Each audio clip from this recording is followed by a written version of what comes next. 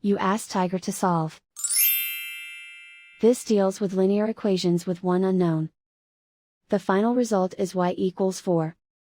Let's solve it step by step. Simplify the expression. Expand the parentheses. Multiply the coefficients. Simplify the arithmetic. Group all constants on the right side of the equation. Add 10 to both sides. Simplify the arithmetic.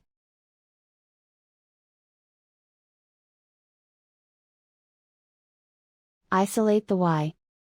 Divide both sides by 6. Simplify the fraction. Find the greatest common factor of the numerator and denominator.